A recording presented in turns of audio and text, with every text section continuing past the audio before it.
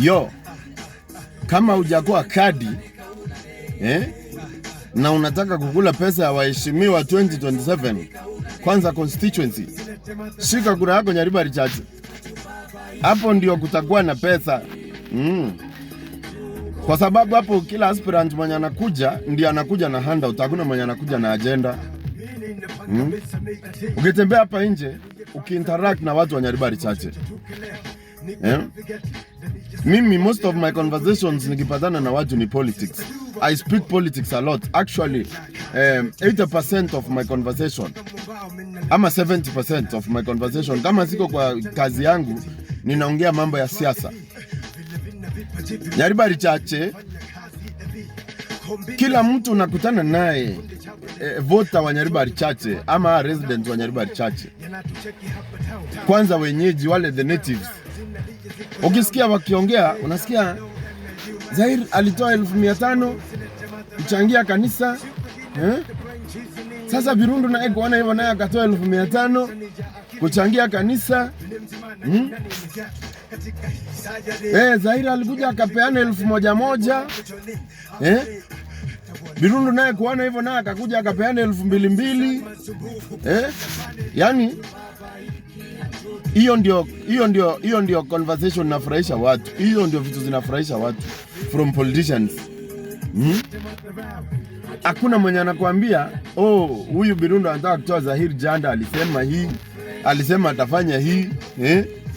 Hata alituambia vile ataenda pale bunge ya pitishe a sponsor bill maybe ya ku add value hata kwa hizi miwa za watu wa Nyaribari Chache hapa Keumbu. Ama vile wata create employment for the youth. Imagine Nyaribari Chache ni constituency imeshika Kisii town, na Kisii town ni town iko na pesa. Town iko mpaka na Central Bank of Kenya. That means circulation ya pesa ama flow ya do, cash flow ya pesa iko Kisii ni mob. Town yenye mpaka wa Burundi wametoka all the way, wanapanda sijui ni gari 5 ama sijui 3 4 ndio wafike Kisii town. Wamekuja wanahawk viatu, wanauza hadi njugu na hizi makahawa because there is money. Lakini waheshimiwa hawawezi kuempower vijana wakuwe hata mahoka. Nyaribari imeshika town ya Nyaribari Chache constituency na Gitutu Chache South. Waheshimiwa hawawezi sponsor hata mahoka. Hata vijana watoke vijijini, hii 1100 wanawapatia. Wanapatia vijana 1100 mama zao sijui nini. Badala wape mama zao hata hii 1100 bidhaa wauze wapate 200 300 wajitengenezee pesa. Anyway, sitaki kulaumu wanasiasa peke yao. Wananchi pia ndio shida kubwa tuko nayo.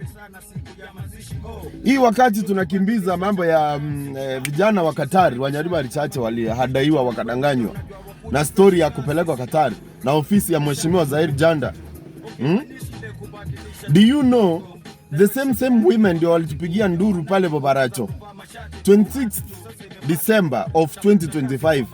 Tukienda kuweka hiyo kitu kwa media pale, tumeita Getembe TV, sisi wenyewe tumebeba mitambo zetu, tunataka vijana wale waliadaiwa wengine wa Barachapo waongee.